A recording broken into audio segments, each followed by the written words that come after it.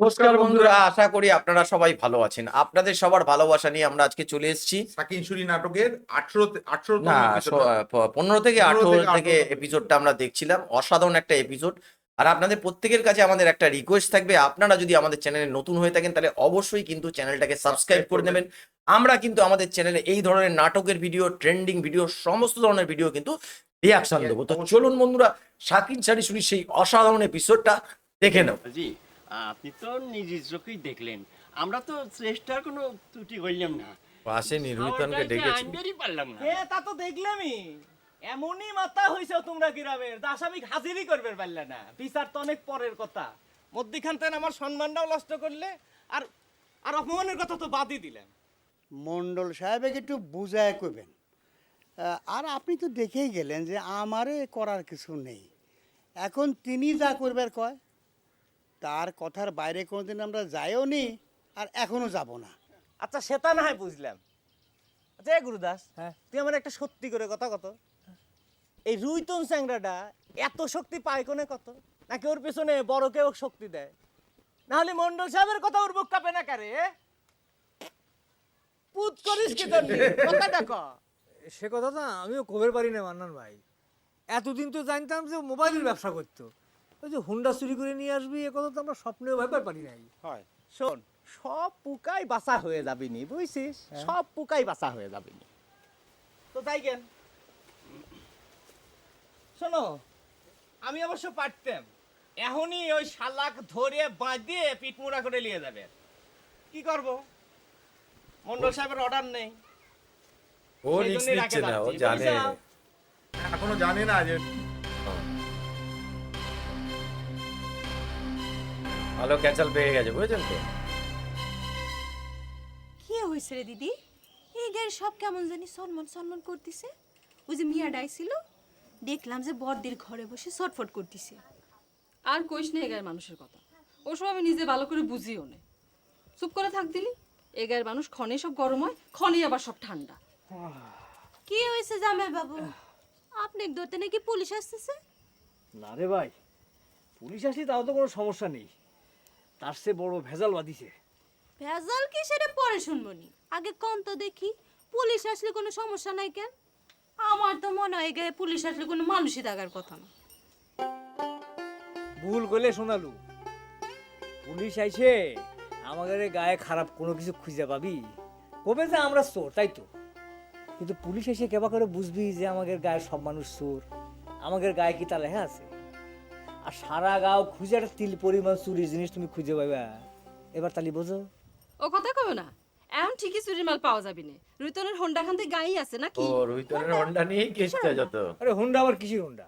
যেসব হুন্ডায় চড়ে মানুষ ঘুরে বেড়ায় সেই সব হুন্ডা। এই গায়ের মানুষ আবার হুন্ডাও চুরি করবে পারে? আগে কোনোদিন পারিনি, এইবারই নতুন এক চ্যাংরা এই কামটা করে বসিছে। আরে তাই নিয়ে তো ভেজাল বাঁধিছে। সেই কামটা করিস, আমার তাক দেখবার খুব ইচ্ছা করতেছে। তাই নাকি? আমাকে নিয়ে যাবেন? আচ্ছা নে মানে চুপ কর, তাক দেখার কি আছে? একেবারে হোন্ডা চুরি করে রাজ্য জয় করে ফেলছে, হন্ডা তাই না? চুরির লোককে দেখতে যাই গো চাইছে। দিদি, আমার তো বিশ্বাসই হচ্ছে না। দিদি যাই, নিয়ে যাবেন নিয়ে যাবেন। আচ্ছা ঠিক আছে ঠিক আছে, তোমাকে আমি হুন্ডা সহ তাকে দেখাই নিয়ে আসবো না। সত্যি করছেন তো? হ্যাঁ এখন এত অস্থির হয়ে না তো, চুপ করে থাকো।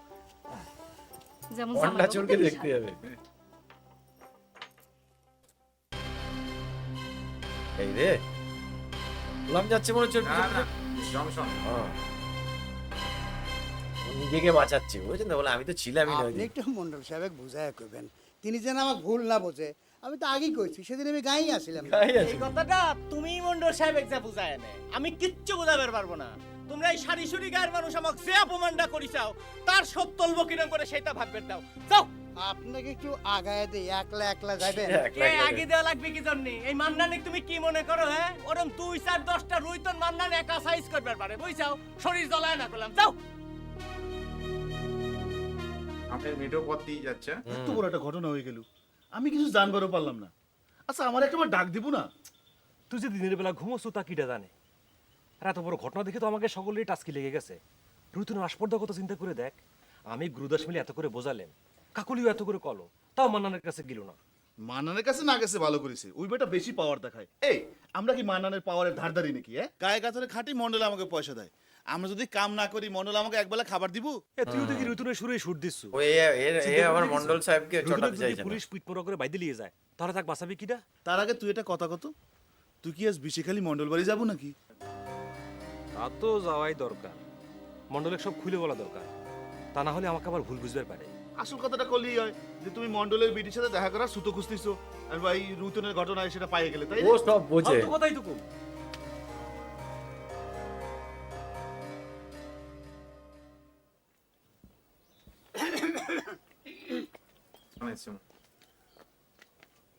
দুজন একসঙ্গে এসে উঠছেন। না সে কি করবো ক? বয়স্ক লোক যারা আছে তুমি তো অনেক দূরের মানুষ হয়ে গেছ, এত করে ডাইকে পাঠালেন কোনো রকম পাত্তাই দিলে না। কথাটা ভুল হলো যেটা, ডাইকে তো আপনারা পাঠান নাই, ডাইকে তো পাঠাইছে মন্নান।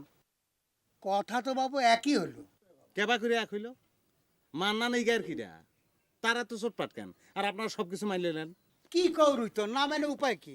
মান্নান হলো মন্ডলের ডাইনার। থোক ডাইনে থোক, মন্ডল তো হইবার পারে নাই কাকা। আর মন্ডল নিজে যদি এত দরকার হয় তাহলে নিজে আমাদের গায়ে আসুক, নিজেকে এত জমিদার ভাবে কে? ব্যবসা যদি করবার চায় তো দুই পক্ষেরই ঠেকা থাকা লাগে, তাই না? রইতন কথা কেন অনর্য কয় নাই? তা আমি কইরে বাবা, জলে বাস করে তোর কুমিরের সাথে বাদাবাদি করা চলে না। হ্যাঁ, এ কথা যেরকম ঠিক সেরকম এই কথাও ঠিক যে কুমিরের ভয়ে পানি খাওয়া বাদ দেওয়া যাবে না। আচ্ছা তুমি যে এত কথা করছো, এখন যদি মন্ডল তোমার এই হুন্ডাখানার কথা কয়ে থানাতে কেস দিয়ে তোমাকে ধরায় দেয়, তখন তুমি কি করবে? দিক না দিক, কেস দিয়ে দিক, তাক যে কন কেস দিবে কন। আপনি কি মনে করছেন অত সস্তা মন্ডল আমার নামে কেস দিবে? মন্ডল বোঝে না। মন্ডল আমাকে ধরাই দিলে তো আমি সঙ্গে সঙ্গে তাক যে কয়ে দেবো, আমি তো পুলিশে কয়ে দেবো যে সে আমাদের গডফাদার, আমাকে চুরি করা সব মাল তার বাড়ি নিয়ে জমা দেই। না রে বাবু, তুমি যত সহজে সবকিছুর হিসেব মিলাই দিচ্ছ, ঘটনাটা অত সহজ নাই, একটা মহা বিপদ আমি দেখতে পাচ্ছি। হ্যাঁ, তুমি বাবু মাথাটা ঠান্ডা করে একটু চিন্তা ভাবনা করে দেখো, নাহলে চলো সকলে মিলে মন্ডলের সামনে যায় খারাই, বুঝায় শুনে কিছু একটা হবি নে। তার আগে আমি দেখবার সেই মন্ডল আমার কি করবার পারে। তারপর সারা গায়ের মানুষ তুমি বিপদে ফেলেবে। শোনো, সারি সুরি গায়ের মানুষের বিপদে ফেলালি সবচেয়ে বেশি ক্ষতি হবে মন্ডলের। কথা আমরা কেউ বুঝিবে না বুঝি, মন্ডল গুলো ঠিকই বোঝে। আমার জন্য আপনাকে চিন্তা করা লাগবে না, আমার জন্য কোনো সুপারিশ করাও লাগবে না। আপনারা বরং মন্ডলে যে বলেন মন্ডল যেবা কইরে পারে আমাকে সাহায্য করুন, আমার কোনো অসুবিধা নেই।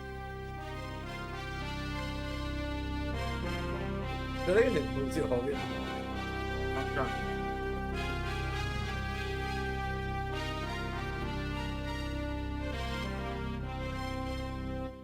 আপনার কথা যে এরকম ভাবে সত্যি হয়ে যাবে মন্ডল সাহেব, আমি তো চিন্তাই করবার পাইনি। কি সাংঘাতিক সিটারি কারবার! হ্যাঁ, আমার তো মাথা রক্ত উঠে গেছিল, সারা গ্রাম একদম তোসমাস করে তুইছে।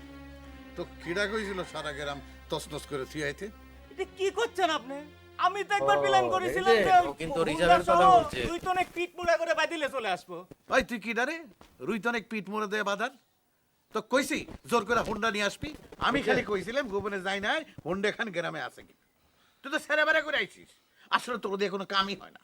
এটা কি করছেন আপনি? এত বড় একটা জালিয়াতিতে কিছু কব না? জালিয়াতি তো কইরেই ফেলাইছে, সেটা তুই ফিরাইতে পারবো? এখন আমার দরকার হচ্ছে আপোষের জিনিসটা উদ্ধার করে নিয়ে আসা। তুই সেটারও 12টা বাজায় দিয়ে আইসো, তুই রাগ দেখাইছু, তুই ডর দেখাইছু। এখন যদি রাতারাতি জিনিসটা সে অন্যত্র পাচার করে দেয় তাহলে লোকসান টাকা। তাই বলে এরকম একটা জালিয়াতি করে গেল, আপনি খেলনা হুন্ডাতে অপমান করে গেল, সেটার কিছু হবি না? কিছু হবি না একটা বারের জন্য আমি কয়েছি। তার আগে তো ফুসলায় ফুসলায় হুন্ডা খান আমাদের আয়ত্তের মধ্যে আনতে হবে, তারপর তোর উইতনকে অনেক এটা কিছু main করা যাবে। দরকার। এই সহজ কথাটা তোর মগজের মধ্যে কেন আসেনি বুঝলাম না। আপনি তো ঠিকই করছেন, এটা তো আমি চিন্তাই করি নাই। এখন বৈশ বৈশ চিন্তা কর, ঘটনা যা ঘটাবার তা তো ঘটাইছি। শালা গুনেগার। শালা গুনেগার। শোন গাদা, বল দিয়ে সবসময় কাম হয় না বুঝছিস, কলে কৌশলে কাম করতে হয়। শোনেক, আজকের দিনের মধ্যে সারি সুরি গাঁও থেকে যদি কেউ আসে তো ভালো, আর না আসলে অন্য ব্যবস্থা নিতে হবে। যা হাত মুখ ধুয়ে নে, অনেক কামাই করেছিস, যা। অনেক কামাই করেছিস।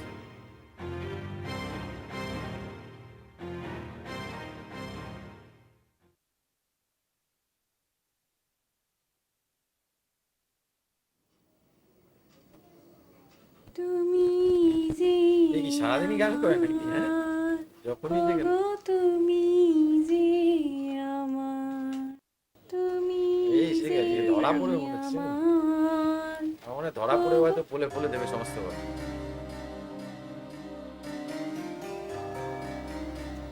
তোমার এতদিন পর আসার সময় হলো?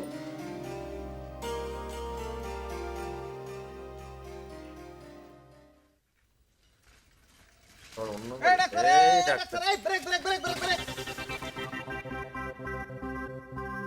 এদিকে এসো। ওদিক যাবো কিসের জন্য? তোমার দরকার তাহলে তুমি এদিকে আসো। এবারে ডাকি আমার ভালা দিলে কিসের জন্য?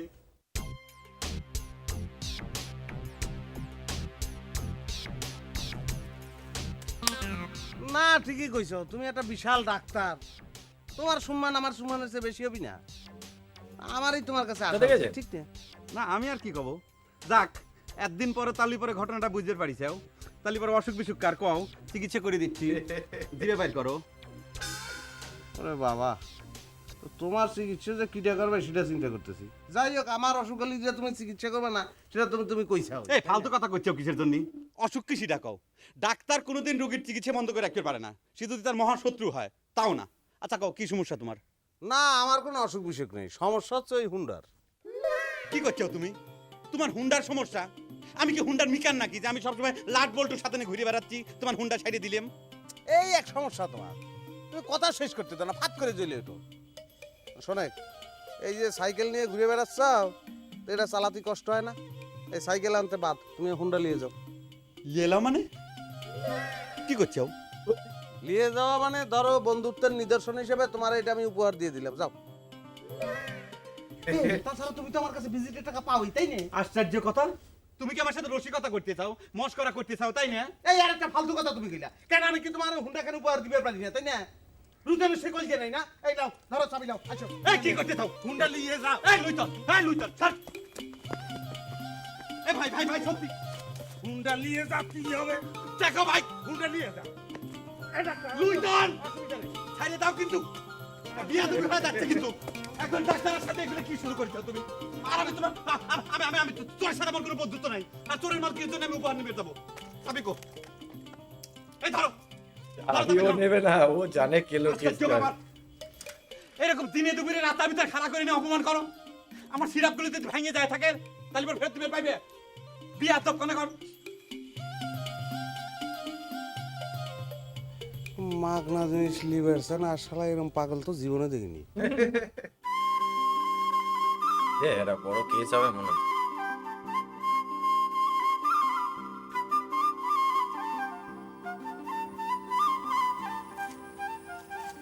আব্বা বৈঠকখানায় বসেছিল, সেজন্য আসতে দেরি হয়ে গেল। যদি কেউ দেখে ফেলে দেখলে তাই কি, মানুষকে মানুষের সাথে কথা কবার পারে না। তার এই জানলায় দ্বারা কথা কথি ভয় পেলেন যে? আপনার মাথায় বুদ্ধি আসলেই কম। জানাত খারায় কথাগুলি তো মানুষ সন্দেহ করবার পারে, আর রাস্তার খারায় কথাগুলি কোনো সন্দেহ নেই। এই যেমন আপনি রাস্তাতে হেঁটে যাচ্ছিলেন, আমার সাথে আপনার দেখা হয়ে গেল, সেজন্য কথা করছি। কিন্তু মনে করেন যে যদি মান্নান ভাই দেখে ফেলে? মান্নান ভাই দেখলে অবশ্যই একটু সমস্যা হবার পারে, বাদ দেন তো। আগে তো যদি করে ভয় পাবেন না তো। তার আগে কন, এতদিন কি জন্য ডুব দিয়েছিলেন? সে মেলা ঘটনা, এর মধ্যে অনেক কিছু ঘটে গেছে। কি ঘটিছে? আপনার কোনো বৌদিক নাকি কালির ধরেছিল, সেই কালি কি তাকসেরা আপনার উপর ভর করেছিল নাকি? না না, কালির ঘটনা না, বিস্তারিত কবর গেলে মেলা সময় লেগে যাবে। এর মধ্যে মান্নান ভাইও চলে আসতে পারে।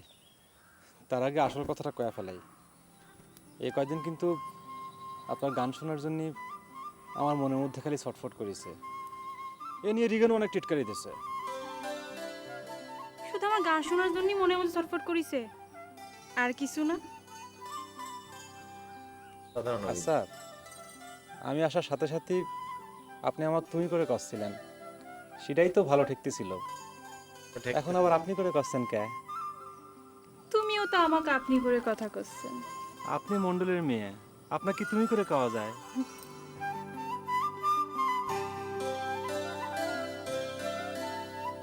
আচ্ছা আমি তাহলে যাই।